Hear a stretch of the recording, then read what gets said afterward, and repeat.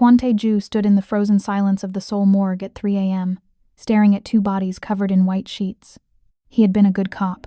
He had earned his badge, solved his cases, and built 15 years of clean arrests. But as the morgue attendant pulled back the sheets to reveal his father and his 8-year-old nephew, Tae-joo learned the coldest truth. The law couldn't protect the people he loved. His police captain's uniform was still crisp. The blood on his sleeve was still wet. Detective Kang Ji-won stood beside him, her hand hovering near his shoulder but never quite touching. She had been his partner for 3 years. Maybe more than his partner, if he was honest. She promised him justice. "We'll get them together," she whispered. But Tae-joo already knew the terrible answer forming in his mind. 24 hours later, in a private room of a traditional hanok in Busan, the real judgment began. While his father's funeral guests bowed and wept outside, the Kwon family gathered in the shadows to decide who would rule their underground empire. 20 pairs of eyes turned to Tae-joo. His mother sat at the head of the table, still dressed in black, no longer a widow but a queen waiting for her son to claim his throne. Tae-joo sat apart from them all, still in his police uniform, arms crossed tight. He told them he came to bury his father, not to replace him. His younger sister Min-ji leaned forward, her lawyer's voice cutting through his denial like a blade. "You think you're different because you wear that uniform, Appa? You used our money for college. You live in our building. Your badge was bought with blood money. The only question is whether you'll let that blood mean something." But there was something worse waiting. His mother's voice dropped low, her words like poison in his ear. "That Detective Kang you've been protecting all these years, she's investigating us now. And if you take your father's place, she'll be hunting you." Tae-joo looked down at his hands. Hands that had arrested hundreds of criminals. Hands that would soon give the orders to kill. In that moment, he understood. The man who spent 15 years fighting crime alongside the woman he loved was about to become her enemy, and she would never forgive him. "That's my family," he had told Ji-won once, pointing at the criminals in his case files. "It's not me." He was wrong. The room smelled like death and incense. 20 people sat around a low wooden table in his father's hanok. Family members, soldiers, advisors, all of them staring at Tae-joo like he was their last hope. His mother sat at the head of the table. Her mourning dress was black as midnight. Her face was calm. Too calm. She wasn't crying anymore. She was planning. "The Serpent Syndicate killed your father," she said. Her voice didn't shake. "They bombed the restaurant because they want our territory. Busan port, the shipping lanes, everything." Tae-joo stood against the wall, away from the table. His police uniform felt heavy. "Wrong. I came to pay respects," he said. "Not to run a criminal empire." His brother Jin-ho leaned forward. His ribs were wrapped in bandages. His face was pale from painkillers. "Hyung, please." Jin-ho's voice cracked. "I can't walk. I can't lead. The soldiers are leaving. They think we're weak now. Find someone else." "There is no one else." Jin-ho slammed his hand on the table. "You're a police captain. You know tactics. You know how criminals think. You're the only one who can save us." Tae-joo shook his head. "I'm a cop. I arrest people like you." His sister Min-ji laughed. It wasn't a happy sound. "You're a cop who went to university on blood money," she said. "You live in an apartment we own. You drive a car we bought. You've been part of this family your whole life, Appa. You just pretended you weren't." The words hit him like bullets. 6 months, Jin-ho begged. "Just 6 months. Stabilize things. Then you can go back to your life. Back to her." Everyone in the room knew who he meant. Detective Kang Ji-won. Tae-joo's mother stood up. She walked around the table slowly. When she reached him, she looked up at her son. "That woman is investigating us now," she said quietly. "The organized crime unit assigned her to our case. If you take your father's place, you become her target." Tae-joo felt his chest tighten. "She'll have to choose between her job and you," his mother continued. "And you'll have to choose between this family and her." A memory flashed through his mind. 3 months ago, late night, sitting in an unmarked car on a stakeout, Ji-won had brought him coffee. The good kind from the cafe near the precinct. They talked about normal things. Movies, books, what they'd do when they retired. She looked at him differently that night. Her smile was softer. "Maybe when this case is over," she had started to say. Then her radio crackled. The moment broke. She never finished that sentence. Tae-joo wished he had asked her to finish it. Now he stood in this room, surrounded by criminals, being asked to become one of them. 6 months, he heard himself say. His mother smiled. Jin-ho exhaled in relief. Minji nodded, like she knew he'd break. Tae-joo told himself he could do this. Protect the family. Stop the serpents. Keep Ji-won safe. He told himself he could have both. But deep down, in a place he didn't want to look, he knew the truth. The moment he said yes, he had already lost her. Tae-joo spent the next week learning how to be a criminal. His father's office was exactly what you'd expect. Dark wood, expensive whiskey, files hidden behind fake book spines. But what shocked him was how organized it all was. Spreadsheets, territory maps, profit margins. It looked like a business. Because that's what it was. His father hadn't been some street thug. He'd been a CEO of crime. Tae-joo pulled up the files on the Serpent Syndicate. He studied their movements like he was planning a police raid, because that's exactly what he knew how to do. He found their weak points, their supply routes, the times they moved product through the port. The family soldiers watched him work. At first, they didn't trust him. The cop son, the outsider. But when Tae-joo started talking strategy, their faces changed. They're moving shipments every Tuesday at 2 a.m., he said, pointing at the map. Small crews, no backup. That's where we hit them. An older soldier named Kwon Tae-joo nodded slowly. Your father would have done the same thing. Tae-joo didn't know if that was a compliment or a curse. His phone buzzed. Ji-won. He stepped out of the office to answer. Hey, he said, trying to sound normal. Tae-joo. Her voice was warm, familiar. Just checking in. How are you holding up? I'm okay. Still dealing with family stuff. I get it. Take your time. There was a pause. We got a lead on the bombing. The Serpent Syndicate. We're building a case. Tae-joo's jaw tightened. She was investigating the same people he was about to go to war with. That's good. He lied. Yeah. Another pause. Longer this time. I miss having you as my partner. The new guy isn't you. Those words hit different. There was something underneath them. Something she wasn't saying. Tae-joo's throat went dry. Ji-won, I. The office door opened. His mother stood there, silent, watching him. She didn't say a word. She didn't have to. Her eyes said everything. Remember what you agreed to. Remember what's at stake. Tae-joo's voice changed. Colder, more distant. I have to go, he told Ji-won. I'll call you later. Oh, okay. Yeah, of course. She sounded hurt, confused. Take care of yourself, he said. You too. The line went dead. Tae-joo stood there holding his phone. He stared at her contact photo. It was from 2 years ago. They'd just closed a big case. She was smiling, really smiling. He remembered taking that photo. Remembered the way she looked at him. His thumb hovered over her name. He could call her back, tell her everything, ask her to run away with him. But his mother was still standing in the doorway. She's dangerous to you now, his mother said quietly. Tae-joo didn't answer. He put his phone in his pocket and walked back into his father's office. Back to the maps. The files. The plans to destroy the serpents. The same serpents that Ji-won was investigating. He was gathering intelligence to kill people. She was gathering intelligence to arrest them. And neither of them knew they were hunting the same prey. Soon, they'd be hunting each other. The call came at midnight. Minji's assistant was missing. A college kid, 22 years old. She worked part-time at Minji's law firm. The serpents took her to send a message. They left a photo on Minji's desk. The girl was tied to a chair, tape over her mouth, terror in her eyes. The message was clear. We can reach you any time. Tae-joo stared at the photo. His hands started shaking. Not from fear, from rage. Where are they? He asked Kwon Tae-joo. The old soldier pulled up surveillance footage. Warehouse in Nampodong.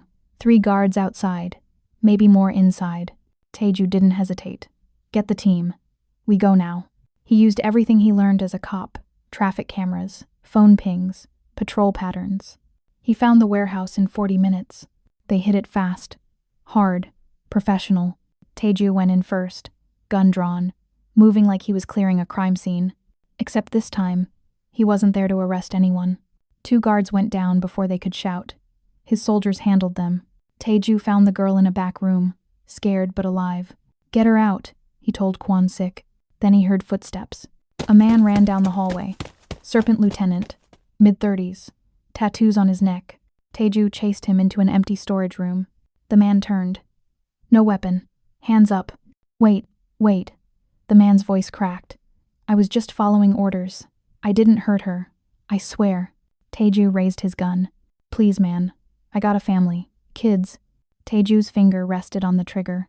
In that moment, everything slowed down. He thought about all the arrests he'd made. All the criminals he'd given second chances. He thought about his oath as a police officer. Then he thought about his father, his nephew, the bomb. He pulled the trigger. One shot. Clean. Final.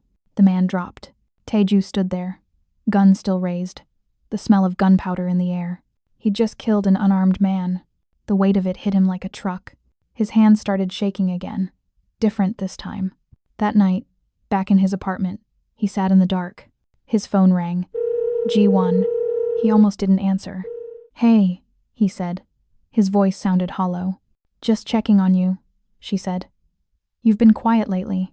Yeah, sorry. Just dealing with stuff. You sound different. Are you okay? The concern in her voice made it worse. She cared about him. Really cared. And he was lying to her face. Just tired, he said. You sure? Because if you need to talk. I'm fine. G1. Really. Silence on the other end. She didn't believe him. Okay, she said finally. But I'm here if you need me. I know. Thanks. He hung up. Then he poured himself a drink. Then another. Then another. He sat there in the darkness, staring at his hands. The hands that used to arrest criminals. The hands that now killed them. He'd crossed a line tonight, and G1 would never forgive him if she knew. The worst part? He knew this was just the beginning. Tae-joo filed for leave 3 days later. Family emergency, he told his captain. Need time to sort things out. His captain approved it immediately. No questions asked. Everyone knew his father had just died. What they didn't know was that Tae-joo was taking over his empire. 2 weeks into his leave, G1 showed up at his apartment. She knocked softly. 3 times. When he opened the door, she was holding a folder and 2 cups of coffee. For a moment, she almost trembled. This clearly isn't the Tae-joo she'd known. She was shocked on seeing Tae-joo's transformation. His tattoos, and an overall change in his appearance. Hey, she said, her voice slightly breaking. Her smile was gentle. Worried. Brought your official leave paperwork. And coffee. You didn't have to come all the way here. I know. She stepped inside, but I wanted to. She moved around his apartment like she'd been there 100 times. Because she had. Game nights, movie marathons, Lata night case reviews. Back when things were simple, she made tea, green tea, the kind he liked. She sat down next to him on the couch. Too close. Close enough that he could smell her perfume. How are you really doing? She asked. I'm managing. Tae-joo. She used his name the familiar way. Soft. Intimate. You don't look like you're sleeping. You look entirely different. You now have tattoos all over you. You barely answer my calls. What's going on? He stared at his tea. It's complicated. She reached out and touched his hand. Her fingers were warm, gentle. You don't have to go through this alone, she said. I'm here. Whatever it is, you can always lean on me. For a second, he almost broke. Almost told her everything. The family. The serpents. The man he killed. He wanted to fall into her arms and let her save him. But then he remembered. She was investigating his family. If he told her the truth, she'd have to arrest him. Or worse, she'd try to protect him, and that would destroy her career. He pulled his hand away. Slowly, gently. I appreciate it, he said. His voice sounded flat, dead. But I need to handle family matters privately. It's better if we keep some distance for now. Her face fell. Just for a second. Then she covered it with a sad smile. Okay. She nodded. Stood up. But I'm not going anywhere. Whenever you're ready to talk, I'll be here. She meant it as comfort. She'd wait for him. Support him. Be there when he came back.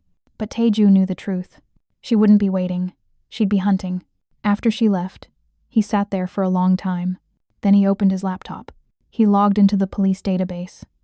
His access was still active. He searched for her case files. There it was. Kwon Family Organization Active Investigation. Lead detective, Captain Kang Ji-won. He clicked open her notes. She'd been tracking family movements, financial records, known associates. She was good. Too good. She'd find the truth eventually. Tae-joo read every word, every update, every lead. He was spying on her investigation. Spying on the woman he loved. Using his police access to protect criminals. His hands shook as he scrolled through her reports. This was betrayal. Complete and total. But he kept reading, because he had to know what she knew, had to stay one step ahead, had to protect his family, even if it meant destroying the only good thing in his life.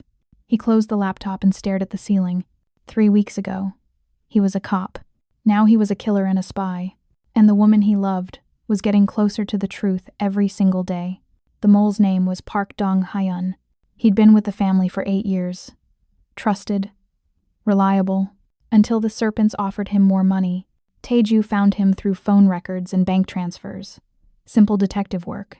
They brought Park to a basement room in Busan. Tae-joo sat across from him. No anger, no violence, just questions. He used every interrogation technique he'd learned as a cop. Building rapport, creating doubt, waiting for the crack. Park broke in 20 minutes.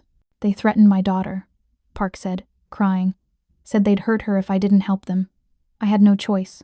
You always have a choice, Tae-joo said quietly. Park looked up at him, hope in his eyes. Please, I have a family, a wife, 2 kids. Tae-joo thought about that. Thought about Park's daughter, maybe 10 years old, innocent. Then he thought about his own nephew, 8 years old, dead. Take him out, Tae-joo told Kwon Tae-joo. Park started screaming, begging. Tae-joo walked out before the shot, but he heard it anyway. That evening, his phone buzzed. A text from Ji-won. I'm outside your building. Can we talk? Tae-joo stared at the message. He could ignore it, pretend he didn't see it, but he went down anyway. She was standing by her car. No police uniform, just jeans and a sweater. She looked smaller somehow. Vulnerable. Hey, she said softly. What's going on? We found a body tonight. Park Dong-hyun. Single gunshot. Execution style. Tae-joo's chest tightened. Okay? He worked for your family's shipping company. She stepped closer. Her eyes were searching his face. Tae-joo, I know your family is involved. The evidence is everywhere. Ji-won, I'm trying to protect you. Her voice cracked. Tell me you're not part of this. Please, just tell me. This was the moment. He could tell her the truth. Confess everything. Let her save him. Or he could lie. And save her instead. I don't know anything about family business, he said, looking right at her. I've been on leave, dealing with personal stuff. She stared at him, really stared, searching for the lie, wanting so badly to believe him. Okay, she said finally. Her voice was small. I trust you. Those 3 words destroyed him. I trust you. She reached for his hand. He stepped back. It's late, he said, cold, distant. You should go, Detective Kang. Detective Kang. Not Ji-won. Not Ji-won-a. The formal title. The distance. Her face changed. Like he'd slapped her. Right, she whispered. Of course. She got in her car without looking back.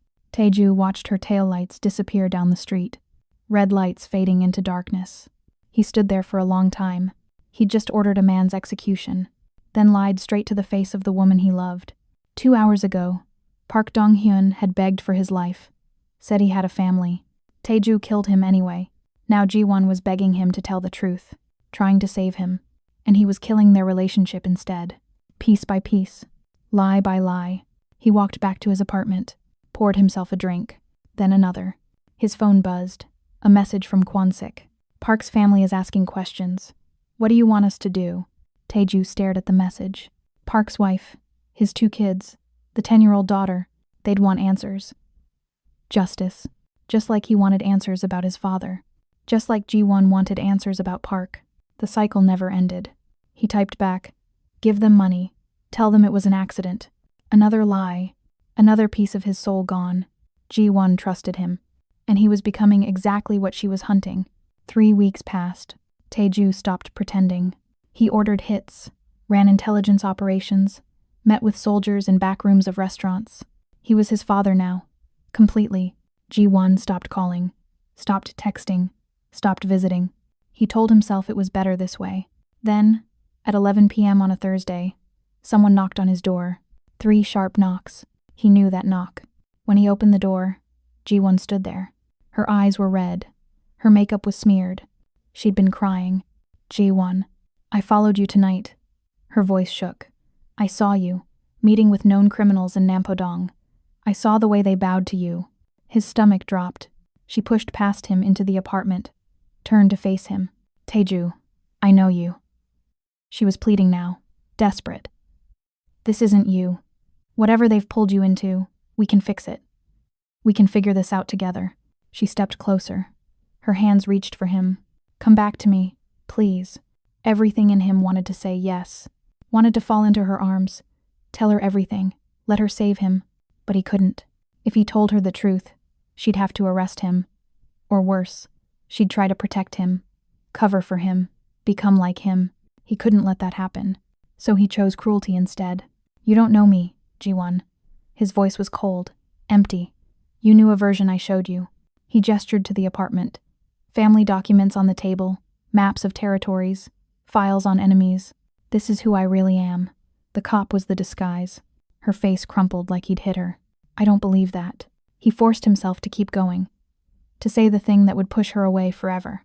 We were partners, good ones, but you made it into something it wasn't. I'm sorry if you thought. Don't. She cut him off, tears streaming down her face. Don't you dare make what we had into nothing. She waited for him to take it back, to reach for her, to tell her he was lying. He stood there, silent, still. Fine, she whispered. She turned and walked to the door. This time, she didn't look back. The door closed. Tae-joo stood there for a second. Then his legs gave out. He slid down against the door, head in his hands. He didn't cry. He'd gone too far for tears. But something inside him died. The part of him that was still good, still human. It died right there on that floor. Footsteps in the hallway. Minji appeared. She'd been listening. That was the right thing to do, she said quietly. She would have gotten hurt. Tae-joo looked up at his sister. She did get hurt, he said. His voice was hollow, empty. I just made sure I was the one who hurt her. Minji didn't answer. She just walked away. Tae-joo sat there in the dark. He'd pushed away the only person who could have saved him. The only person who ever really saw him. And the worst part? He'd done it on purpose. Because he loved her too much to let her fall with him. But now he was falling alone. And there was no one left to catch him. His phone buzzed. A message from Kwon Tae-joo. The serpents are moving. Big shipment next week. What's the plan? Tae-joo stared at the message. Then he stood up, wiped his face, and got back to work. Because that's all he had left now. The war, the family, the darkness. Ji-won was gone, and he'd made sure of it. The meeting was set at a tea house in Itaewon. Neutral ground. No weapons. No soldiers. Just 2 men. Park Sung-min arrived first, mid-40s. Expensive suit, cold eyes. He'd spent 20 years in Shanghai, learning from the triads. He was patient, smart, dangerous. Tae-joo walked in at exactly 3 p.m. They sat across from each other. Tea between them. Neither touched it. Captain Kwon, Park said. His Korean had a slight Chinese accent. Thank you for meeting me. Let's get to it. Park smiled. Direct. I like that. Here's my offer. We split Busan. You keep the shipping business, the construction, the real estate. I take the port, the nightlife, the distribution. Distribution of what? Whatever the market wants. Tae-joo leaned back. You mean synthetic drugs? Fentanyl. The stuff that's killing kids in Seoul. It's business. It's poison. Park's smile didn't reach his eyes. Your father wasn't innocent either. He ran protection rackets, loan sharking, extortion. My father's organization had rules, Tae-joo said. No drugs. No human trafficking. No kids. You have none of that. Park shrugged. Your father's era is over. This is a new world. Tae-joo's mother had told him to accept, to avoid more bloodshed. But sitting across from this man, Tae-joo knew he couldn't. No deal, he said. Park's face darkened. You're making a mistake. Maybe. But I'm making it anyway. Park leaned forward. His voice dropped low. Cold. You know what I find interesting, Captain Kwon? You became a cop to escape your family. Spent 15 years arresting people like us. Is there a point? The point is, you're still pretending. Playing hero. But we both know what you are now. Park's smile turned cruel. And so is your relationship with that pretty detective. Kang Ji-won, right? I've seen the way you look at her. Tae-joo's jaw clenched. His fists tightened. Leave her out of this. She's already in it. Park laughed. A cold, ugly sound. She's investigating your family. She just doesn't know you're the enemy yet. Pity, really. She seems like a good woman. Smart. Dedicated. It'll break her heart when she figures it out. Tae-joo stood up. Fast. His chair scraped back. This meeting is over. Park stood slowly. Casual. Like he'd already won. Think about my offer, Captain. Because if you refuse, this gets ugly. And that detective of yours? She's going to be right in the middle when it happens. If you touch her. I won't have to. Park buttoned his suit jacket. You're already destroying her yourself. I'm just going to watch. He walked out. Tae-joo stood there, breathing hard, hands shaking. Not from fear, from rage. Kwon-sik appeared from the shadows. What do you want to do? We go to war, Tae-joo said. Full war. No holding back. Your mother won't like it. I don't care. But there was something else now. Something worse. Park was right. Ji-won was investigating the family, getting closer every day. And when the war started, she'd be right in the middle of it, either as a target or as collateral damage. Tae-joo had pushed her away to protect her, but Park was going to use her anyway. He had to end this. Fast. Before she got caught in the crossfire. Before she discovered the truth. Before she became another casualty of his choices. Get the soldiers ready, Tae-joo told Kwon-sik. We hit them first. We hit them hard. And we don't stop until Park Sung-min is dead. Kwon-sik nodded and walked away. Tae-joo pulled out his phone. Ji-won's contact photo stared back at him. He wanted to call her, warn her, tell her to stay away. But he couldn't, because the moment he called, she'd ask questions, and he had no more lies left to give.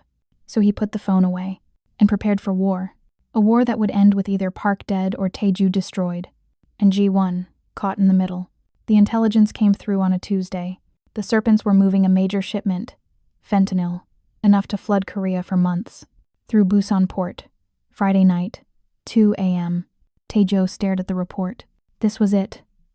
The moment to strike. Then Kwon-sik brought him different news. Detective Kang has a warrant. She's searching our warehouses. Friday morning. The same day. Tae-joo's mind raced. 2 crises. Same timeline. Then he saw it. The perfect trap. Get me everything, he told Kwon-sik. Every detail about the Serpent shipment. Routes. Personnel. Vehicles. Everything. What are you planning? Something brilliant. Or something that destroys us completely. He called it the Iron Net operation. He would use Ji-won's investigation as the weapon. Feed her information. Make her raid the Serpents. Let the police do the work. And while the chaos happened, his soldiers would eliminate the Serpent leadership. It was perfect. Except for one thing. This would make Ji-won a hero. The detective who broke the Serpent syndicate. She'd get promoted. Recognized. Everything she deserved. But Tae-joo would be deeper in the shadows than ever, and they'd never be together. This was his final gift to her. Glory and safety. At the cost of any future they might have had. That night, Tae-joo created a burner email. Anonymous. Untraceable. He typed carefully. Detective Kang. I have information about the Serpent Syndicate. Major fentanyl shipment. Friday, 2 a.m. Busan Port, Warehouse 7. Attached are routes, personnel, and evidence. Use it wisely. He attached everything. Documents, photos, bank transfers. Enough to make her case airtight. Enough to make her look like the best detective in Korea. His finger hovered over send. This was it. Once he sent this, there was no going back. He'd be handing her the win. And losing her forever. He clicked send. Then he sat back and stared at the screen. This was his final love letter. Not words, not flowers, not romance, but professional glory, safety, a future, everything he couldn't give her as himself. Minji walked into the office, saw his face. You just did something big, she said. Yeah. Does she know it's from you? No. She can't ever know. Why not? Tae-joo closed the laptop. Because if she knew I helped her, she'd feel guilty, conflicted. It would destroy her. And if she doesn't know, then she gets to be the hero. Clean conscience, clean career, no blood on her hands. Minji was quiet for a moment. You really love her, don't you? Tae-joo didn't answer. He didn't have to. The next morning, Ji-won got the email. She read it 3 times. Then she called her captain. I have a source. Big intel on the serpents. We need to move Friday night. Her captain approved it immediately. Ji-won assembled a task force. 50 officers, tactical teams, multi-agency coordination. She worked for 3 days straight. Planning, coordinating, preparing. She had no idea the information came from Tae-joo. No idea he was orchestrating everything. No idea this was his goodbye. Friday arrived. Tae-joo gathered his soldiers. 20 men, armed, ready. Here's the plan, he said. The police will raid Warehouse 7 at 2 a.m. While they're busy with the serpents, we move on the leadership. Park Sung-min and his top guys will be at a safe house in Haeundae. We take them out. All of them. What about the detective? Kwon Tae-joo asked. Tae-joo's jaw tightened. I'll handle that. Because he'd already thought about it. Ji-won would be in the middle of the raid. In danger. He couldn't let her get hurt. So he'd be there too. One last time. Protecting her from the shadows. Even if she never knew. The clock hit midnight. 2 hours until the operation. Tae-joo checked his gun. Loaded. Ready. His phone buzzed. A text from Ji-won. His heart stopped. Big operation tonight. Wish me luck. She didn't know he already knew. Didn't know he'd set it all up. He typed back. Be careful. 3 dots appeared. Then disappeared. Then appeared again. Finally. I will. Thank you. He stared at those 2 words. Thank you. She was thanking him for caring. She had no idea what he'd really done. Tae-joo put his phone away and prepared to save her one last time before he lost her forever. Friday, at 2 a.m., the operation exploded across Busan. Ji-won led 50 officers into Warehouse 7, tactical teams, SWAT, the works. They hit hard and fast. The serpents never saw it coming. Gunfire erupted. Flashbangs. Chaos. While the police swarmed the warehouse, Tae-joo's soldiers moved on the safe house. Park Sung-min's top lieutenants, gone in 20 minutes. But Tae-joo wasn't with them. He was at the warehouse. He'd used his old police credentials. Civilian consultant, technical advisor. Nobody questioned it. He stayed in the shadows, watching, waiting. Then he saw her, Ji-won, leading her team through the warehouse. Professional, fearless, everything he loved about her. Suddenly, gunfire from the 2nd floor, serpent soldiers. Ji-won's team got pinned down behind shipping containers. She was trapped, exposed. Tae-joo didn't think. He moved. 3 shots. 3 bodies. The serpent gunman dropped. Ji-won looked up, saw him, shock in her eyes. Tae-joo, go, he shouted. I'll cover you. She hesitated, then moved with her team. Tae-joo tracked movement to the back of the warehouse. Park Sung-min, running. Tae-joo followed. Through storage rooms, down dark hallways. Park turned, saw him, raised his gun. Tae-joo was faster. 1 shot. Center mass. Park went down. Tae-joo walked over. Stood above him. Park was still alive, gasping, blood spreading across his chest. You're a cop, Park choked out. Not anymore. Tae-joo fired again. Clean. Final. He placed Park's gun near his hand, made it look like self-defense. Footsteps behind him. Tae-joo. Ji-won ran into the room, saw Park's body, saw the gun in Tae-joo's hand. Are you hurt? She grabbed his arm, checking for blood. I'm fine. For a moment, they just stood there. 2 people who'd survived something terrible. She hugged him, sudden, tight, her arms around him, her face against his chest. Tae-joo let himself have 5 seconds. 5 seconds to hold her, to feel her warmth, to remember what this felt like. Then he gently pulled away. You did it, he said. You broke the serpents. She shook her head, tears in her eyes. Happy tears this time. We did it. Together. Together. That word destroyed him, because it was a lie. She didn't know he'd orchestrated everything, and she never would. The raid was historic. 53 arrests, tons of drugs seized. The serpent syndicate shattered. Ji-won became Captain Kang Ji-won, promoted, decorated. A hero. Tae-joo submitted his resignation 3 days later. PTSD from the violence, his letter said. At his ceremony, the entire precinct gathered. Ji-won gave a speech, thanking him for 15 years of service, for his bravery during the raid. Their eyes met across the room. Everything they couldn't say hung in the air between them. Later, in the parking lot at dusk, she found him. The sky was purple and orange, streetlights flickering on. They were alone. "Did you take over your father's organization?" she asked.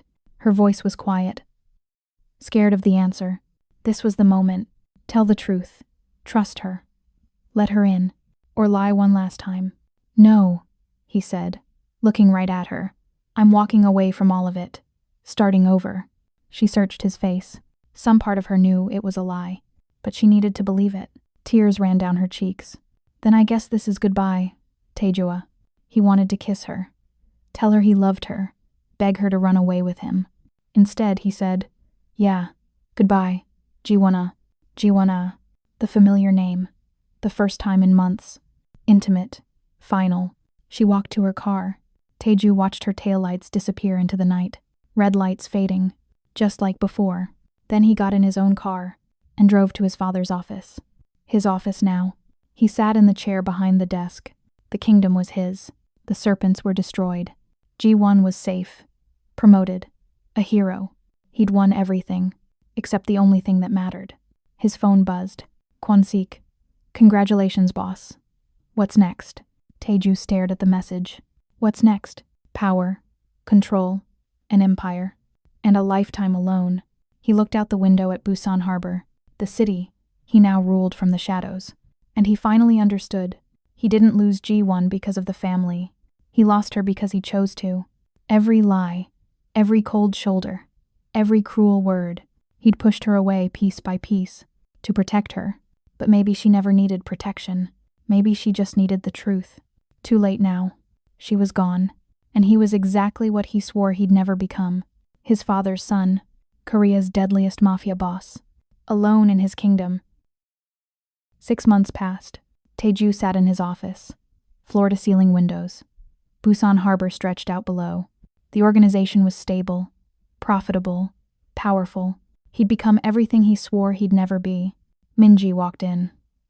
"There's a Captain Kang Ji-won here. Official police business." His mother's voice crackled through the intercom. "Don't see her. She's dangerous." Tae-joo stared at the harbor. "Send her in." Ji-won entered in her captain's uniform.